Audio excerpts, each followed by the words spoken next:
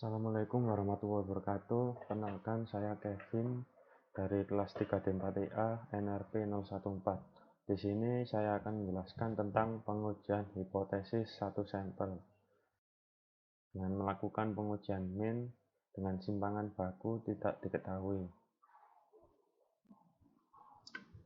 Definisi dari pengujian hipotesis rata-rata adalah suatu prosedur yang dilakukan dengan tujuan untuk memutuskan apakah menerima atau menolak hipotesis mengenai rata-rata yang didasarkan pada informasi sampelnya. Kemudian langkah-langkah untuk menguji hipotesis ini adalah yang pertama, menentukan formulasi hipotesisnya, yaitu menentukan nilai H0, di mana H0 adalah theta 0 dan H1. H1 ini adalah hipotesis alternatif, yaitu hipotesis yang digunakan untuk melawan hipotesis 0 dalam pengujian. Hipotesis alternatif ini terdapat tiga keadaan. Jika H1 nilainya lebih dari hipotesis 0 atau theta lebih dari theta 0, maka pengujian dilakukan dengan sisi kanan, satu sisi dengan sisi kanan, di mana daerah penolakan berada di sebelah kanan. Kemudian jika H1 kurang dari H0, maka pengujian dilakukan di sisi kiri dan daerah penolakannya berada di sisi kiri. Kemudian jika nilai H1 tidak sama dengan H0, pengujiannya dilakukan secara dua arah, yaitu sisi kanan dan sisi kiri. Biasanya daerah penerimaannya berupa interval. Kemudian yang kedua adalah menentukan taraf nyata. Taraf nyata di sini merupakan nilai toleransi untuk menerima kesalahan hasil hipotesis. Biasanya nilainya adalah 1%, 5%, atau 10%. Kemudian selanjutnya adalah menentukan kriteria pengujian. Penerimaan H0 terjadi jika nilai uji statistik berada di luar daerah kritis, dan ditolak apabila nilai uji statistik berada di dalam daerah kritis. Kesalahan.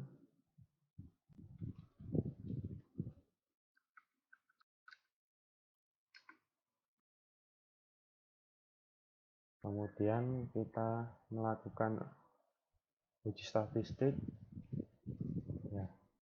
Ini terdapat dua jenis rumus. Jika nilai total sampelnya kurang dari sama dengan 30, maka menggunakan distribusi T atau distribusi student. Ini adalah rumusnya. X bar atau rata-rata dikurangi mu 0 atau hipotesis 0 dibagi S atau simpangan baku dibagi akar N atau akar dari total sampelnya. Kemudian jika nilai total sampelnya lebih dari 30, maka menggunakan distribusi Z, di mana rumusnya adalah sama seperti ini ya. Bedanya nanti tabel yang digunakan saja. Kemudian setelah itu kita membandingkan uji statistik tadi dengan daerah kritis dengan menggunakan tabel distribusi T. Ya, ini adalah tabel distribusi T seperti ini. Nilai dapat kita lihat di sini sampelnya 30, 1 sampai 30, berarti N-nya sampai 30. Dan ini adalah nilai alfanya atau taraf nyatanya. Setelah mendapatkan nilai uji statistiknya, kita bandingkan dengan kita bandingkan dengan daerah kritisnya.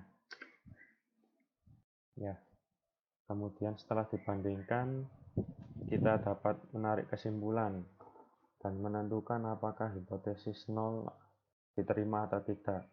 Jika hipotesis 0 berada di luar daerah kritis, maka hipotesis 0 diterima, atau ini dapat dikatakan hipotesis berada pada daerah penerimaan. Jika hipotesis berada di dalam daerah penolakan atau daerah kritis, maka hipotesis 0 ditolak. Ya, selanjutnya saya akan menjelaskan tentang contoh soal dari pengujian hipotesis rata-rata untuk varian tidak diketahui. Ya, untuk soalnya adalah berikut adalah data hasil pengukuran sensor suhu dalam satuan tegangan. Di sini satuannya dalam tegangan volt, lalu datanya adalah 1,18 volt sebanyak 2 data, 1,19 volt sebanyak 3 data, 1,2 volt sebanyak 1 data, 1,21 volt sebanyak 4 data, 1,22 volt sebanyak 1 data, 1,23 volt sebanyak 2 data, 1,24 volt sebanyak 2 data. Kemudian jika toleransi atau taraf nyata yang digunakan adalah sebesar 1%, dapatkah diyakini bahwa nilai tegangan rata-rata hasil pengukuran adalah sebesar 1,2 volt?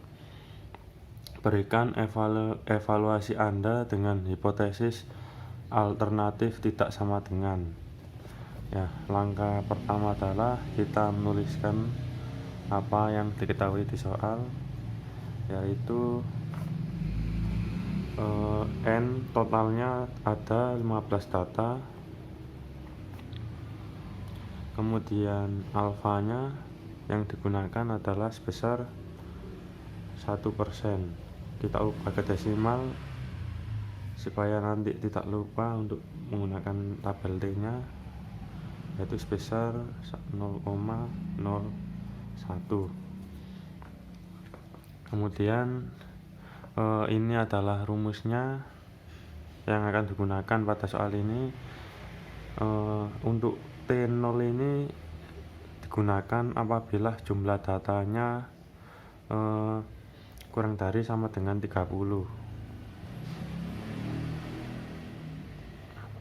Kemudian untuk Z0 jika datanya lebih dari 30. Kemudian ini rumus untuk mencari simpangan bakunya. Ya, langkah ke-1 adalah merumuskan formulasi hipotesisnya, yaitu H0 sebesar 1,2 volt, dan hipotesis alternatifnya atau H1 ini disebutkan dalam soal tidak sama dengan. Berarti H1 tidak sama dengan H0.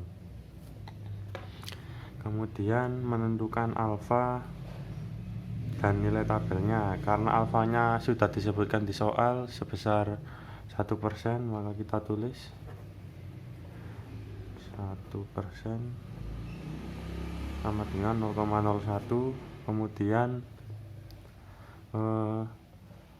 untuk mencari nilai tabelnya adalah notasinya seperti ini, T alfa per 2 semikolon dB. Nah, untuk mencari dB ini adalah dB atau derajat kebebasan sama dengan N-1, sehingga nilainya adalah 15 dikurangi 1 sama dengan 14. Kemudian alfanya jika dibagi 2 sama dengan 0,005.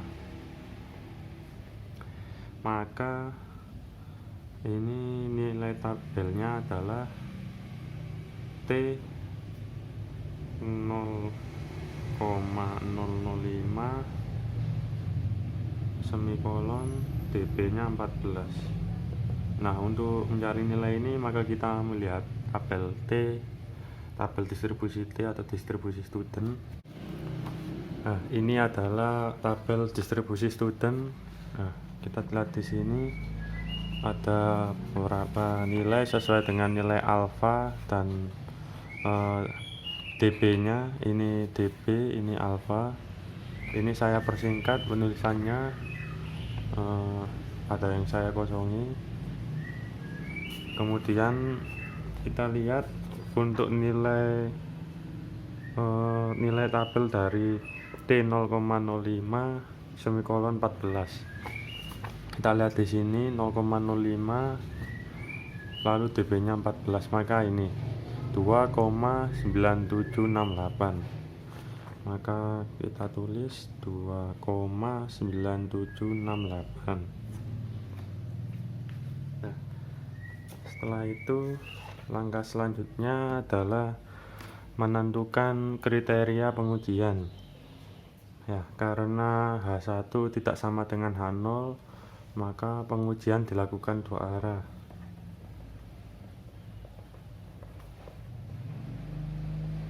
Maksudnya adalah pengujian dilakukan di sisi kanan dan sisi kiri.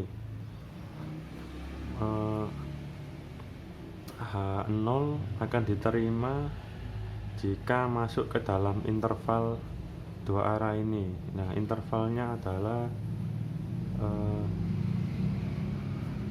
T0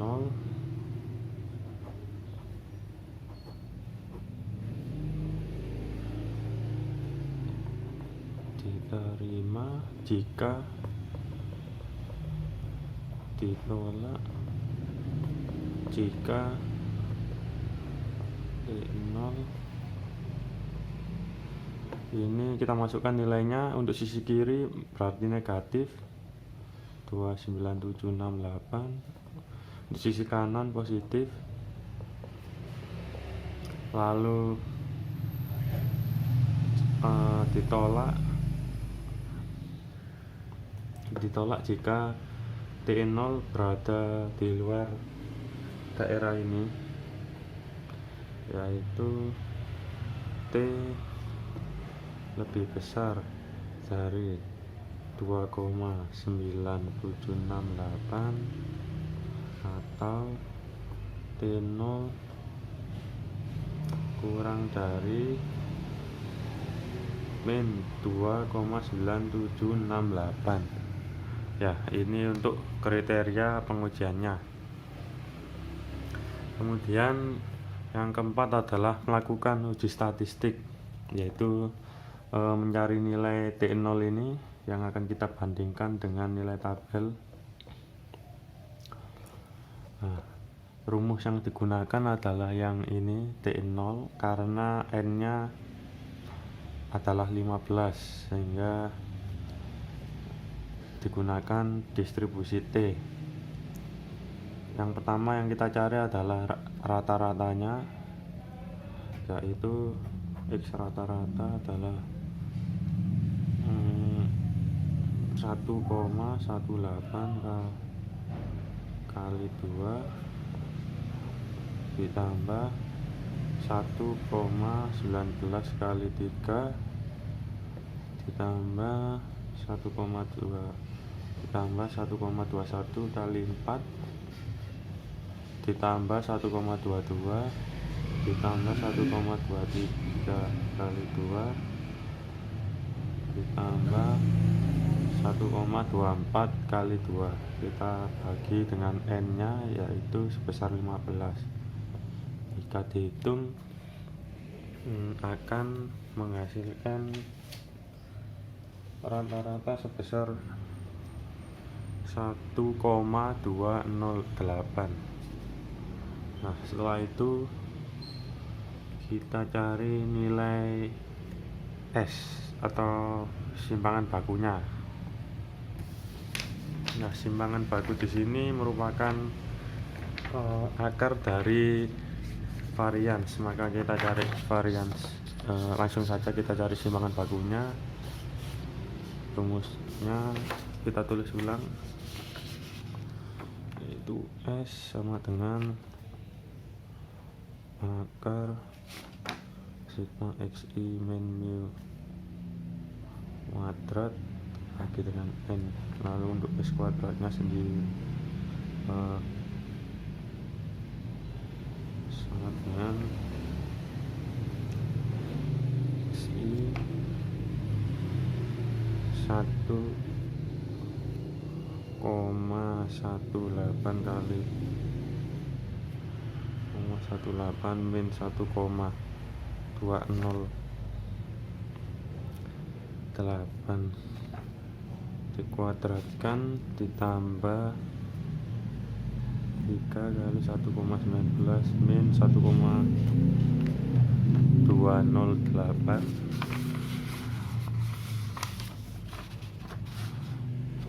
lalu ditambah 1,2 min 1,208 kuadrat ditambah 1,21 min 1,208 kuadrat dikalikan 4 ditambah 1,22 min 1,208 kuadrat ditambah 1,23 min 1,208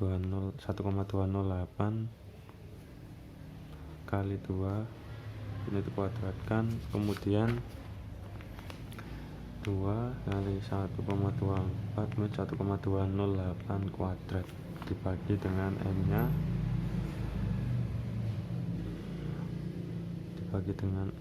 sebanyak 15. Lalu hasilnya di akar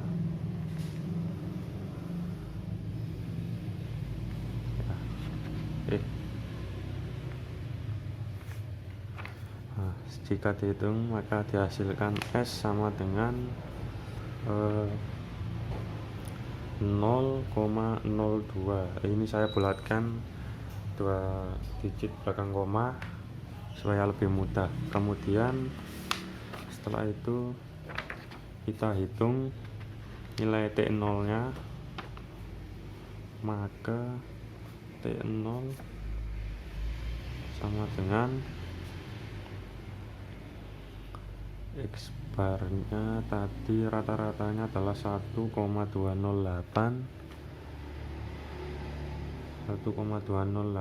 dikurangi hipotesis nolnya sebesar 1,2 dibagi S nya 0,02 per akar 15, maka hasil T0 nya adalah sebesar, jika dihitung menghasilkan sebesar 1,52. Nah, kemudian ini adalah nilai T0. Ini T0 nya kita bandingkan dengan nilai tabel tadi, yaitu 2,9768. Kita buat dulu kurvanya seperti ini.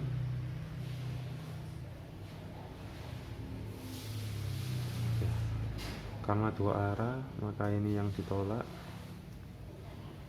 ini diterima. Ini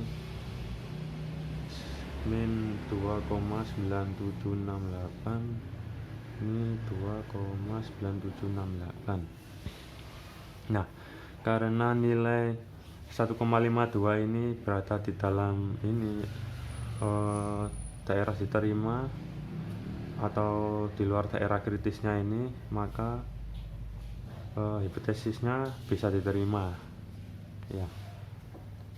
Oke, jadi bisa kita tarik kesimpulan bahwa H0 hipotesis 0 dapat diterima karena hasil uji statistik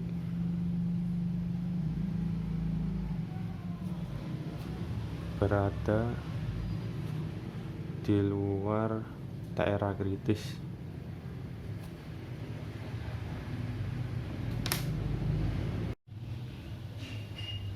Ya, sekian dari saya. Kurang lebihnya mohon maaf. Wassalamualaikum warahmatullahi wabarakatuh.